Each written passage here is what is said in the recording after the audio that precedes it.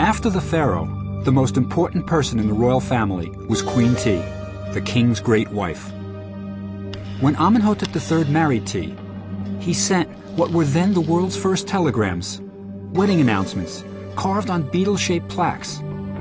Sent to foreign countries, they proclaimed, "I have taken a wife, Queen T, mistress of the two lands. Her parents are Yuya and Tuya." The new queen's parents were not royalty. To anyone reading between the lines, the message was clear.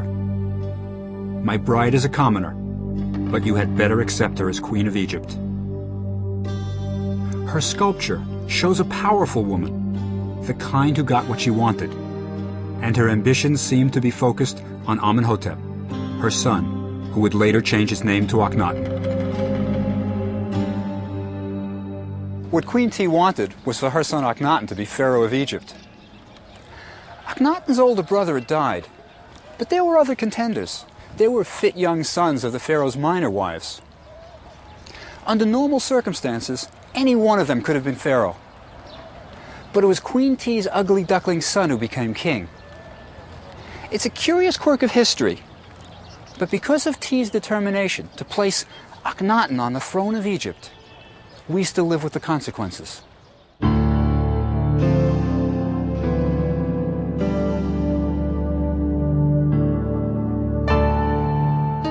The mummy of Amenhotep III provides a clue as to how his son Akhenaten became pharaoh. The mummy reveals an old, bald, fat man in poor health. The pharaoh's teeth may actually have been the cause of the strangest period in all of Egyptian history. They're in terrible condition. Amenhotep III may have been in such pain during the last few years of his life that he may have found it difficult to carry out the affairs of state. Both commoners and kings were victims of their diet.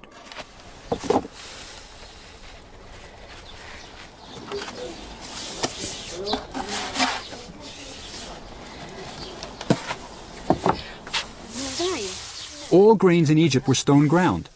Sounds healthy, right? Wrong.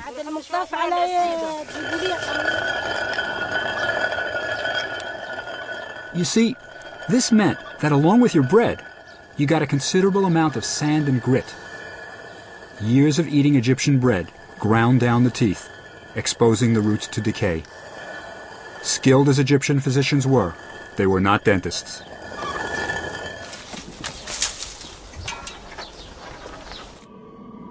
So poor Amenhotep III could only try to relieve the pain as best he could.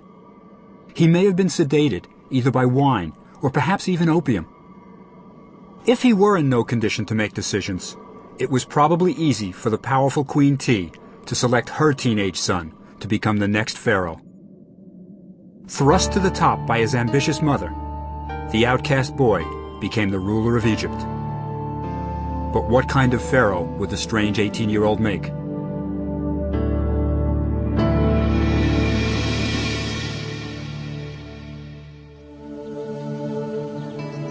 Just how strange the new pharaoh was became clear in the early years of Akhenaten's reign, when he began building his own temple at Karnak, the religious heart of Thebes. Karnak is actually a maze of temples, covering more than 100 acres. Built over a period of 2,000 years, each pharaoh added his own monuments to gain favor with the gods. When Akhenaten added his contribution, the people of Egypt knew something very strange had happened. He began an entirely new and weird art style.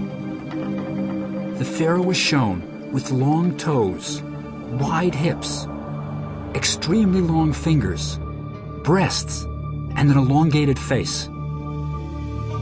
Nothing like it had ever been seen on an Egyptian temple. But the strangeness didn't end there. Standing in front of the temple were colossal statues of the pharaoh that accentuated his strange features even more.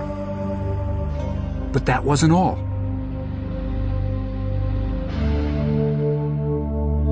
The temple was covered with scenes of the Aten, the sun disk, with its rays shining down, ending in hands holding Ankhs, the hieroglyph for life. Gone were Amun and the other gods of Egypt, replaced by the solar disk. The people must have wondered, where are the other gods? Soon they would learn. Akhenaten had declared, for the first time in recorded history, that there was only one God. He had turned 2,000 years of Egyptian religion upside down.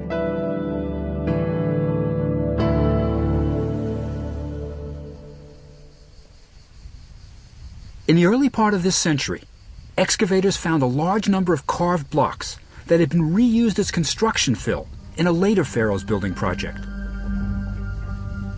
These blocks became known as talatat, from the modern Arabic number for 3, since the blocks all measured about 3 handspans. Over the years, excavators found more than 40,000 blocks. But so many pieces were missing that no one could rebuild the temples. The blocks were kept in storage for the day when someone could come and make sense of them. In 1965, Ray Winfield Smith, an American businessman, conceived the plan to create on paper what couldn't be put together in stone. 0127-14606. His idea was to photograph every single block, even the ones that had found their way into private collections and museums around the world. Number 2. The photographs became pieces in a giant jigsaw puzzle. And with the aid of a computer, Smith's team reconstructed the temples on paper. First, they numbered each block. Then the number and description of each block were entered into a computer. In 1965, this was high-tech.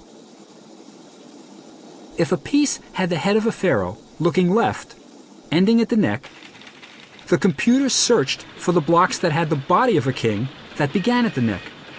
When the computer found the blocks that were possible joins, Smith retrieved the photographs and fit them together to see if there were a match.